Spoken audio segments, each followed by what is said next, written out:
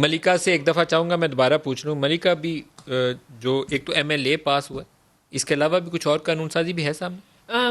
Mutual legal assistance کا بل آج متفقہ طور پر ایوان سے پاس ہوا ہے، دونوں ہاؤسز نے پاس کیا ہے ایکسیپٹ JUIF، اور بڑا خوش آئین ایک عمل ہے بیکاز فیٹف کی یہ ریکوائرمنٹ تھی. ہم ڈیڈ لائن کے بہت قریب ہیں اور ہم نے پروف کیا ہے کہ ہم رسپانسبل آج ایک ہی بل پاس کیا گیا، رسپانسبل ممبران تو پارلیمنٹ اس ایم ایل اے کے تحت جو منی لانڈرنگ کے جتنے چارجز ہیں ان لوگوں کی معلومات تک رسائی ہمیں مل پائے گی؟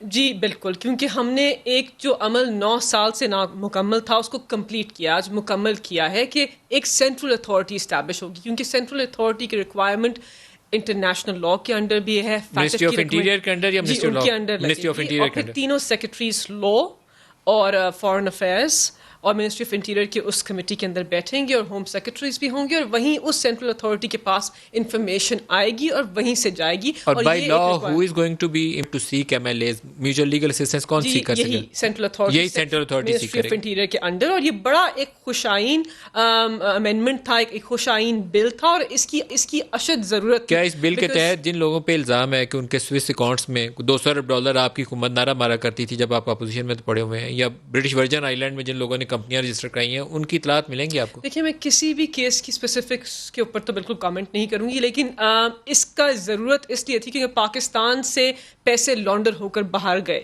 پاکستان کی عوام کا پیسہ باہر گیا، اور پھر ہمارے پاس کوئی ایسا لیگل میکنزم نہیں کیا تھا آپ کے پاس حکومت کے پاس کوئی ایسٹیمیٹس ہیں کہ کتنا پیسہ اینولی منی لانڈرنگ کے ذریعے یہاں سے باہر جاتا ہے؟ پاکستان کے ایکس وزیر خزانہ تو کہہ چکے ہیں کہ $10 ارب ہر سال باہر یہ جاتا عمران ہے، خان ایک کہتے ہیں، رپورٹ بھی ہے، یہ عمران اور خان یہ فگر سامنے آئے ہیں. تو یہ تو ایک امریکن انٹرنیشنل آرگنائزیشن ہے، اس کی رپورٹ میں بھی تھا درج کہ $10 ارب کا نقصان منی لانڈرنگ کے تھرو پاکستان کو ہوتا ہے. ایک بڑا سیریس یہ آفینس ہے، اور پاکستان کو اس کے خلاف اقدامات بہت پہلے اٹھانے چاہیے تھے، لیکن اب ہم اٹھائیں گے انشاءاللہ. اور سیاسی سائے رہنما بھی ایک پیج کے اوپر ایک ہیں. لاسٹ کوسچن پوچھوں جلدی میں، کیا اس کے لیے بائی لیٹرل ایگریمنٹ ہونا ضروری ہے؟ جی بالکل، ریسپروسٹی کا پرنسپل ہے، آپ نے وہاں اگریمنٹ کرنا ہے ان کی سینٹرل اتھارٹی سے، اور اس کے تھرو انفارمیشن آئے گی. ایک اریسٹ کے اوپر ایک لاسٹ بات کر دوں کیونکہ سارے بہت بڑے وکیل ہیں اور میں جونیئر ہوں.